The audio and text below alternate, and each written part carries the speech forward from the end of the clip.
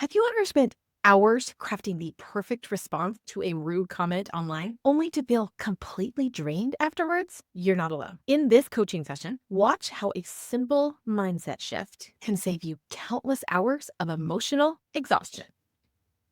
Welcome to the Live Free, Love Life podcast, where we discuss how to create more freedom so we can love our lives no matter what we're going through. Hey there. Before we dive into today's coaching session, I want to share something powerful with you. You know what's amazing about coaching? You don't have to be the one in the hot seat to experience transformation. When I first discovered coaching, I was part of a huge membership program with thousands of members. I never even got the chance to be coached directly, but that didn't stop me from completely changing my life just by listening to other people's coaching sessions. In fact, coaching had such a profound impact on me that I signed up for coach certification before I was ever coached myself. Crazy, right? So as you listen today, I want you to put yourself in this client's shoes. Their specific situation might be different from yours, but I promise the underlying thoughts and feelings are universal. Notice what comes up for you. What thoughts do you relate to? What feelings resonate? What insights could you apply to your own life? Remember, transformation happens when we're willing to look at ourselves with curiosity and compassion. So let's dive in and let this coaching session be exactly what you need today. Okay, what can I help you with today? Okay. So I had something important in mind that's been going round and round, and I was committed to that. And then just suddenly something else that's been happening that's really making me feel frustrated and angry with myself popped up. And I was in such indecision that it became a problem. What do I bring? And I couldn't drop into my body and intuition. It was just so difficult. And then suddenly I was just wandering around my house and I thought, which one does actually one of them feels lighter and one of them feels heavier. So let's go for the heavier one. I love it. Tell me all about it. So what it is when people make comments on comments that I've made on social media posts, Mhm. whether it's my own or somebody else's, and it's happened twice in the last few days, they've misunderstood, misconstrued what I've said, and they've replied with something that it'd be very difficult to not interpret it as snipey and rude. Mm. And I immediately feel the word phrase I would use is my hackles get up. I'm like, prickly pear. And I feel like, no, I want to reply to this and say what I really meant, and you've misinterpreted it, and you're being quite rude. And um, in some cases, it's actually quite important. So to be specific and give an example, there was a long thread in the post of a very, very well-known person in the UK who talks a lot publicly because she's written books.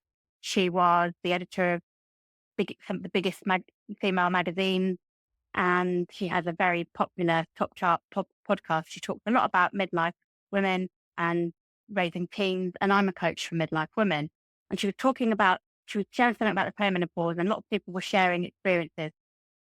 And I shared mine, which has been very, very long, with having to go and see a specialist that I paid for, which the important point is that's not usual in the UK. We theoretically have an NHS that is supposed to help us, but we do wait for women's healthcare, things like specialism. For a long time, I waited a couple of years and got nowhere. And I just shared some information about what I'd been told and what I'd been prescribed and how it helped me and how it was a better option and why it was worth asking for it and how I'd been informed by an expert who trained other doctors that they try not to prescribe it to you because it's more expensive. So they'll always go with a lower cost recommendation.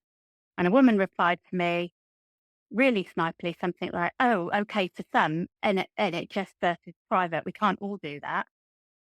And I was just like, "How rude. I'm not the sort of person that pays private all the time. I don't even have insurance." So I spent ages writing this reply, and it was late, right? It was like 11:30 at night, and I was tired, and I'd promised myself an early night, but my brain hijacked me. And I was there typing away my response, explaining it to her, re-editing, making sure I wasn't rude, making sure that I was careful about what I said. And then when I got to the end and pressed send, it was like, so and so doesn't allow people to mention them in her comments. I was like, oh, I'll lose my comment. So I'll go back through it and do it again. And I didn't say this anyway. And I'm explaining why I went with her and my background and how I'm far more high at risk because of my history and some information about the specialist to help other people. And then it just all got too much. I got overwhelmed. I got really distressed. I was physically a mess and I was so upset. And I just thought, oh, what am I doing? What is wrong with you? You know, the really nasty brain shit. What is wrong with you? Why do you always do this? Why are you wasting your time? There's always going to be idiots on the internet. Learn to ignore idiots on the internet. So Well, that's the I answer that ignore idiots. question. Why did you? What was the goal? The goal there was, I thought, well, shall I answer, shan't I? Well, I'm a midlife coach, and this is a really important discussion about treatment options. And lots of people have replied to me about this comment I made. Lots. I've had loads and loads of, that's really interesting. What about this? What about that? And I thought, if I reply, it clarifies it. And it also clarifies this wasn't expensive. And actually, the nature of what I said, I actually said, look, you know, I wasn't trying to be patronizing or rude. I said, look, I don't drink alcohol. I don't eat a lot. I don't go out for takeout ever. I don't buy takeout coffee. I eat healthily, small portions at home. I'm a low cost girl. And it cost me £150, which is like $200 for an appointment, twice in 1 year. And most people I know spend more than that on crap in a year. And this was me investing in my health. And it all got very explanatory. And I was like, oh, you're doing that trauma response thing where you have to over-explain yourself. And I just Okay, so split. as person that commented, right? There's her, Yeah. and like your brain's like, oh, well, there's all these other people that I could help and educate, right? Yeah. If we were putting the person who made the comment aside and truly just thinking of the people that you could help, you wouldn't have to do it with the anger, and you wouldn't have to get yourself all into a state. Yeah. Right? So there's got to be another reason. Sounds like your brain likes that reason, but we could have done that from a place of love and light and all the things, right? Because we're helping people. Yeah. Tell me about the part of your brain, the other part of your brain that's really commenting to just this one person who said something. Yeah. So I that part of me was annoyed with her. I thought she was rude and judgmental. Let's see if she is. Yeah. Like It was not we necessary. don't know what's in her head. We don't know her from anybody, right? Let's just say for fun that she was being rude and snipey and judgmental. Yeah. So what? Yeah. Well, that's where I got to eventually because I didn't reply. I just deleted it. I thought, fuck you. I'm not wasting any more time on this. Sorry for swearing. And then I just deleted it. But I keep doing it. I've done it several times recently. I can't remember the other one. And I'm really cross with myself when I've done it because I've wasted my own time. Let's drop the self-judgment for a second. Let's be super curious about the part in your brain that thinks it's really important to get upset about it. Yeah. Tell me just that little sliver of you that's like, no, we have to be mad and get ourselves all worked up over this. Yeah. Tell me about that part. Why do you think it's so important?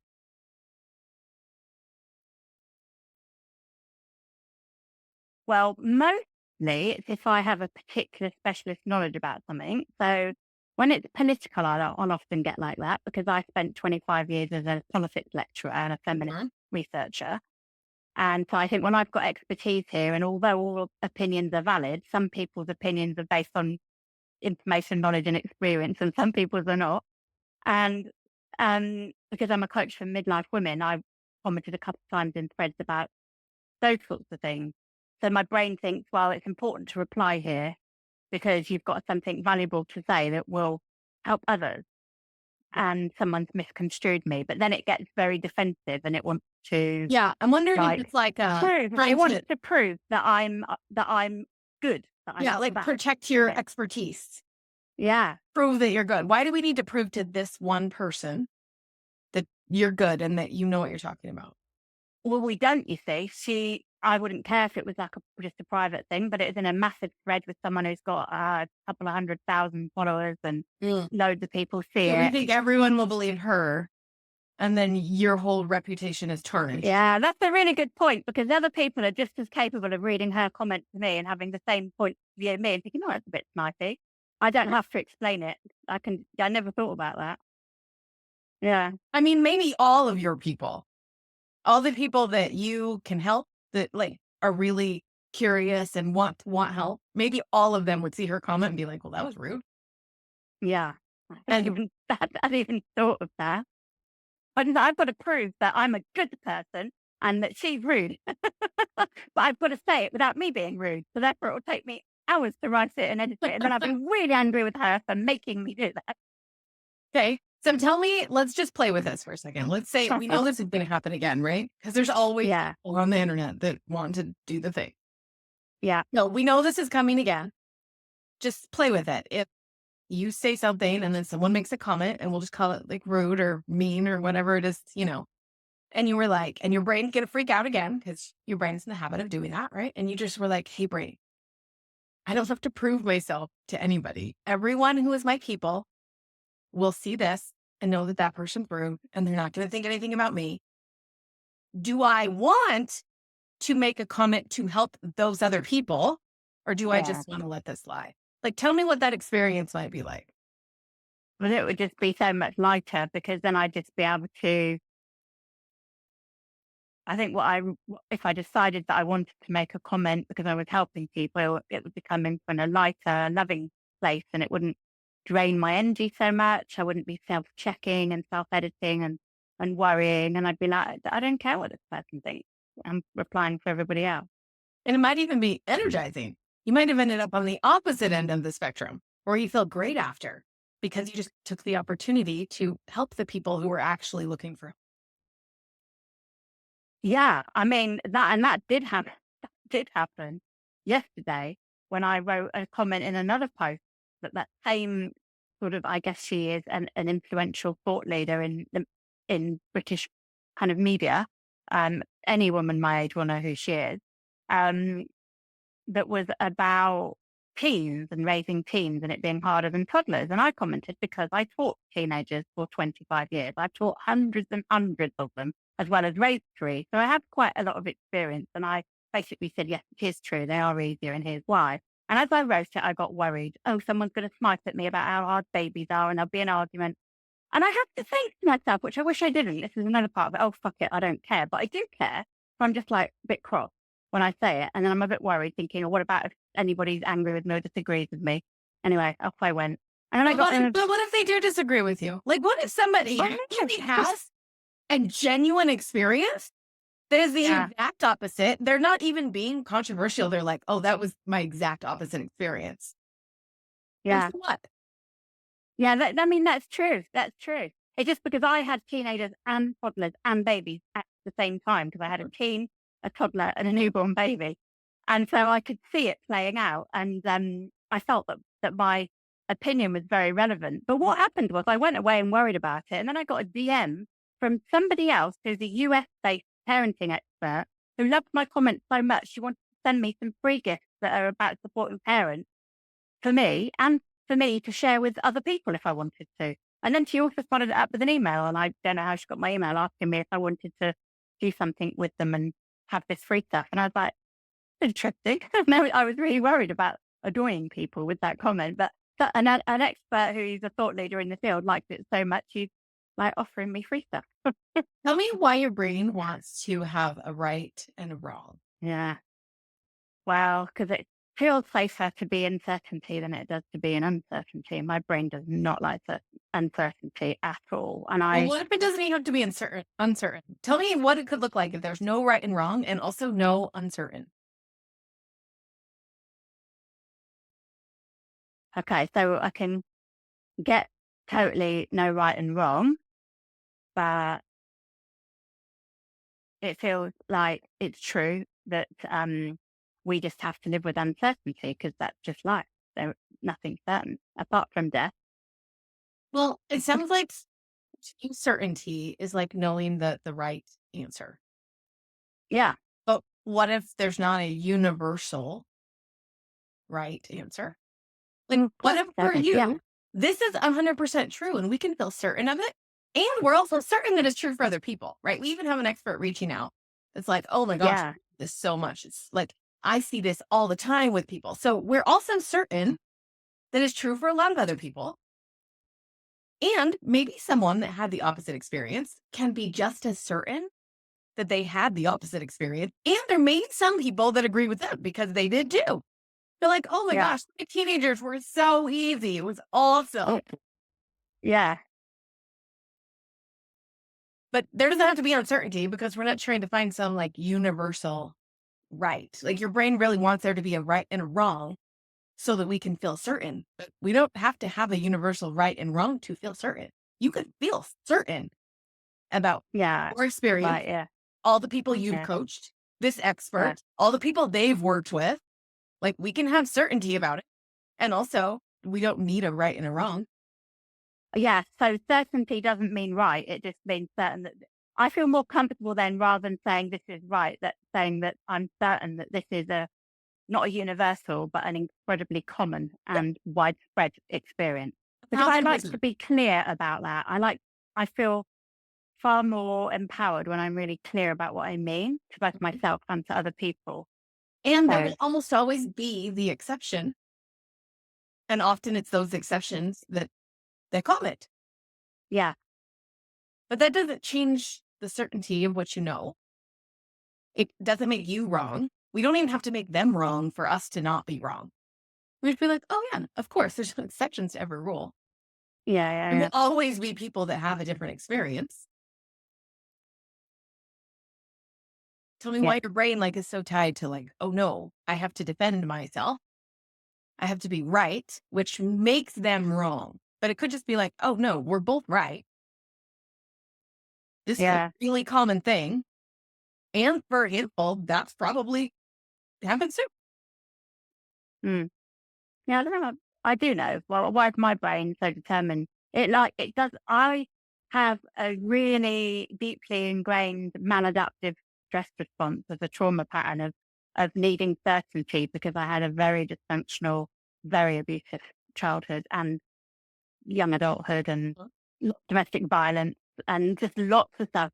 And it hardwired my brain into being deeply, even more deeply uncomfortable than the average human and a big nervous system reaction to uncertainty. And I've had lots of control mechanisms. I've had OCD in the past and I've had anxiety, depression. I've had all sorts of patterns that I've had to work on. I'm still working, as most people with complex trauma are, all the time on undoing that. And I think this is where it shows up. It wants to be certain because it feels comfortable and safe, whereas saying I'm uncertain leaves that kind of murky grey area of the potential to be criticized and judged can feel like a really nasty attack sometimes. And sometimes on the internet they are.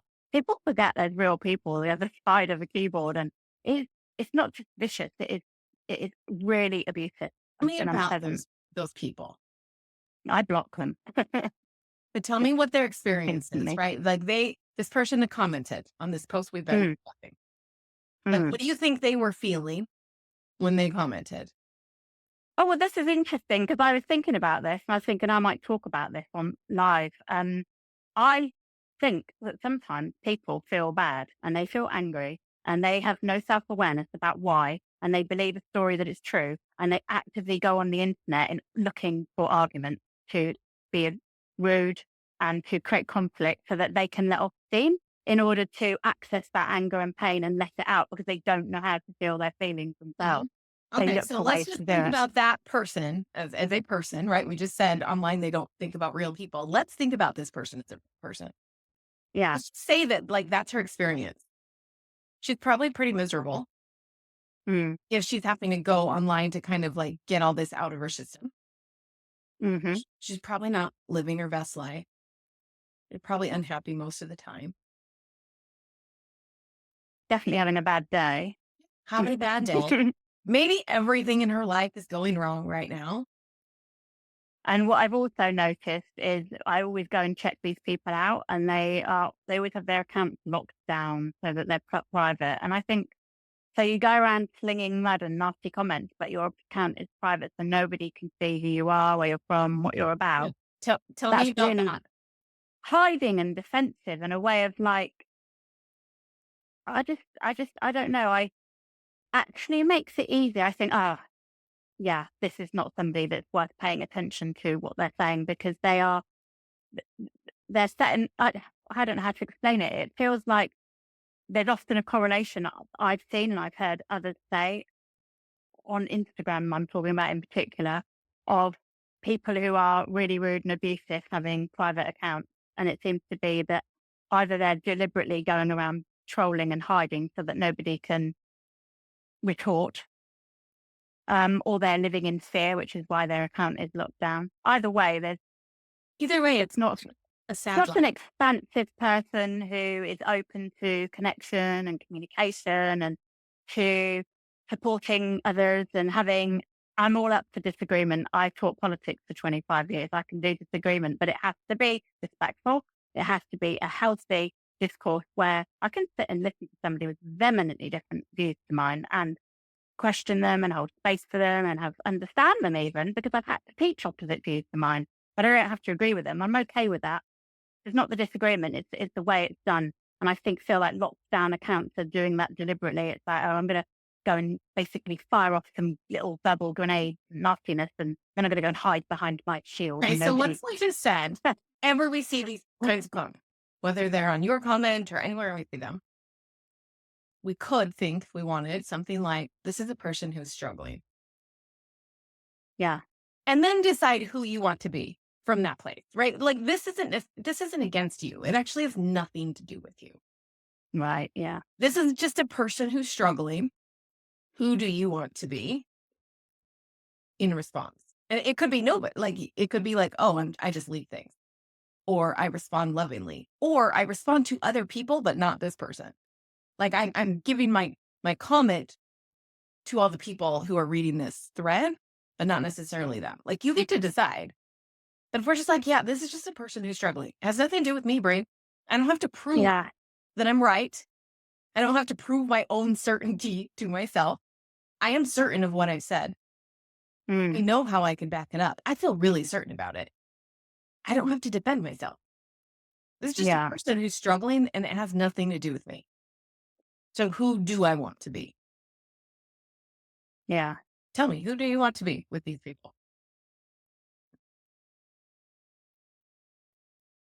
Yes. I mean, the idea of only responding from a place of compassion is really great. I don't trust that I would always do that, because I'm also human and tired and very deep into the perimenopause, which is deeply unpleasant for me, and grumpy. And sometimes I react like a grumpy, intolerant human. And I just think something really judgmental and negative instead. But I like the idea that my first response would be compassion. But at the very least, I can notice my leaping to a judgmental and critical response, and then be aware of that, and then, ah, okay, let's decide if I want to continue with that, or do I want to look at this differently. Well, and the reason it matters is because of the experience you created for yourself, Eh, Yeah, right? exactly. You ended up crafting that post that helped a lot of people, but you had a terrible experience doing it. I deleted it as well, the response, because I had so many problems editing it, and I got my nervous system Right. so activated, and it was so late. And then I was so angry with her, and then me. I was so angry with myself for getting dragged into it. So yes, to be able to step into that space of awareness before, and then decide how I want to feel, how I want to act, and then I can decide, do I want to create a post from that place? It's a lot more clarity on what I'm going to say as well then, Well, and because I'm not remember, defending or explaining myself. compassion does not have to be your natural default response. I mean, it doesn't have to be a response at all. But you're saying, oh, but I'm going to be human sometimes. All of us are going to be human. We're not talking about that initial gut reaction. We're talking Mm, about the pause after that, right? yeah, Like you feel the anger well up. Like this is just how we could do this naturally for the rest of our lives. This just may be always the default. Okay. You yeah, feel the anger well up and you go, okay, do I want to stay here? Like this is totally up to me. My anger response is not a problem. It's never a problem. yeah, Even if that's always my default response, my like is for my brain to like jump to defense and be angry. right, yeah, Like yes, be my natural default response for the rest of forever. But when I yeah, notice it, I have a choice. Do I want to stay here?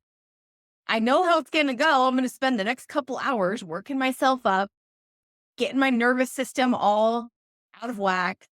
It's not going to be fun. Like I can stay here if I want, or I could choose something different. Yeah. And then you make a choice. And at least you've given yourself back the power of choice rather than just going with the default. Your default isn't a problem. There's nothing to judge here. There's nothing Yeah. to criticize yourself for. We don't need to like feel shame about it. Like that's just your default response. So what? That's so helpful because I can still have my normal human responses and that be absolutely fine and okay. And actually taking off that layer of judgment and resistance to having that normal human default response, I already feel like it's less likely that I would have it because it's not a problem. I'm allowed to have it, you know? Yes. Well, it's like I'm a pretty unique person in the kind of, I don't know, sober world of having given up alcohol in that I'm not teetotal, but I did it in a way that I gave up any desire for it. So I'm not a non-drinker. I have full permission to drink whenever I want, which what actually happens is that I feel like it about once or twice a year. And then when I do, I actually usually find I don't want it and have to give it away. So once I'm really up for like no rules and full permission to just decide in the moment, what do I want right now? What do I need right now? Who do I want to be right now? And when you look at default responses in that way, I just find I can just be really angry and in my brain can be as bitchy and judgmental as it likes. And then I can just decide how do I want to respond? Because that totally fits in with my way of doing things, which is about self-leadership. So Well, and that we feels love very that part of you. empowering. Yeah, Right? We so love the empowering. part of you that on default jumps to defense and is angry. Like, tell me all the amazing things that she has done for you. Kept me safe, kept me fighting for what's right and going into careers that were all based around social justice, campaigning for women, against violence against women, people that are disabled, teaching young people, standing up for what's right, you know. Why Yeah, would you want to get rid of her? yeah, this is true. I don't. That's true. And it helps me embrace parts of myself and be grateful to them rather than angry with or judging them for who they are because they're just there to help. Yeah, I love So, her. yeah, She has given me so many things. I just don't want to hand the wheel to her without noticing I'm doing it. I want it to be a conscious choice to let her drive, yeah, right? I love that she's here. I love that she offers me all of her opinions about things. And then I decide what to do with them. And I'm like, yep, I noticed that. Okay. What do I yeah, want to do here? Is this a cause worth fighting for? Oh, this yeah, is just a person who's struggling and like reaching out, lashing out on the internet. Oh, that's not really a cause that I want to fight for. So thank you for bringing this up. Part of me, if you want to give her a name, I love to name the part of yeah, it. Right. So it'd be like, thank you, Lucy. I appreciate yeah, you've given me. I'm deciding here that this is not one of those things that we like to fight for. So who do I want mm, to be now? And then we decide if we comment back or not. And if it's for her or if it's for all the other people or whatever we want to do, we're just making a conscious choice. We don't need that yeah, default reaction to go anywhere.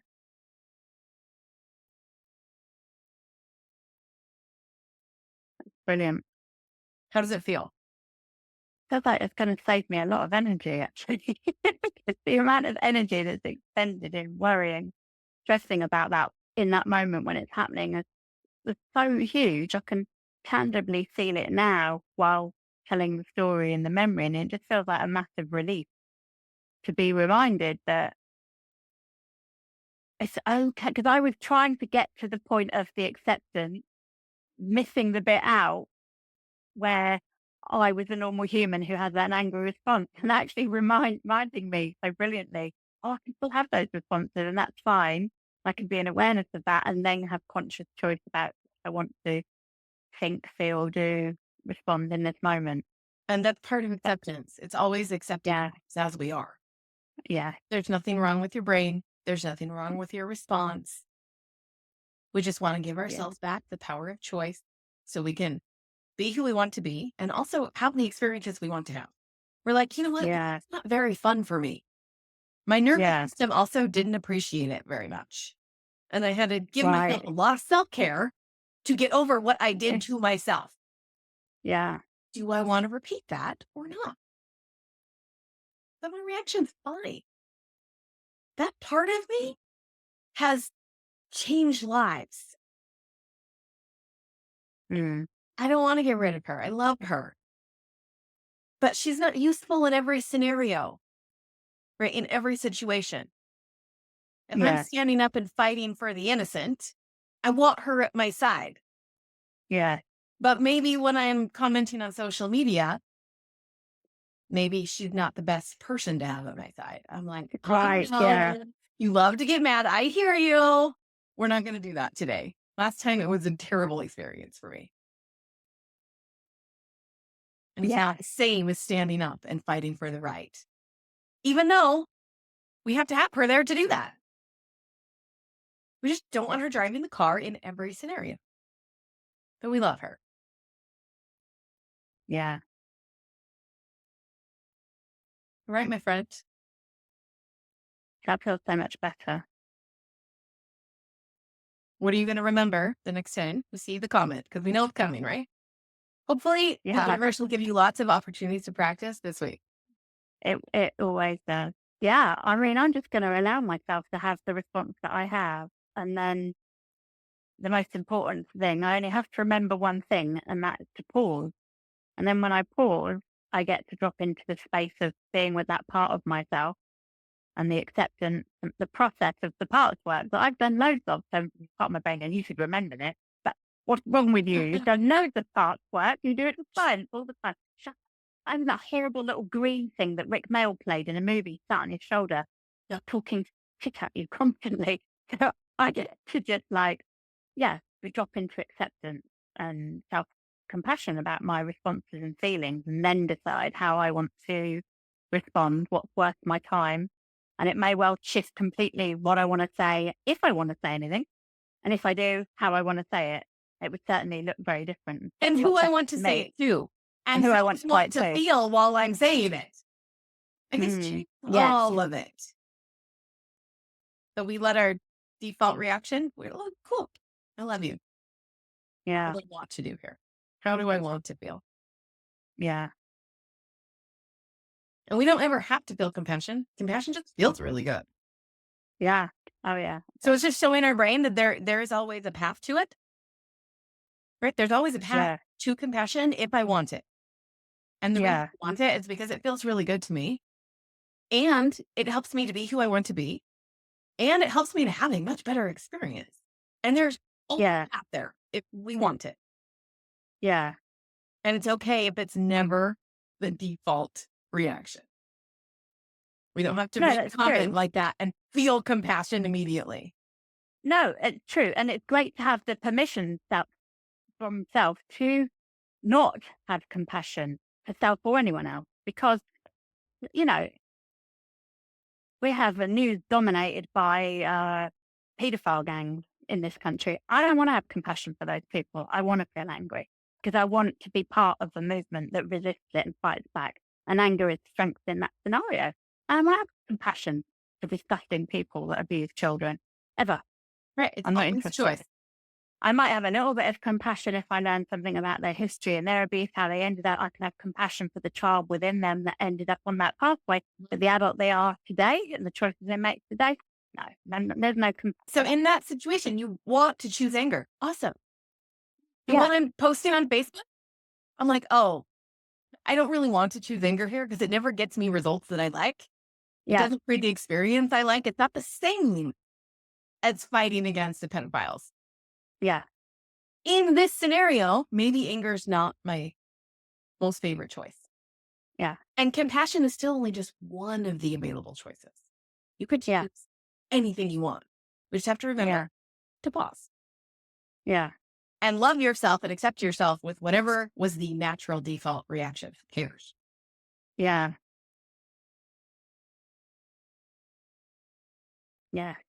I just right, my friend. Note. Have an amazing week posting on social media.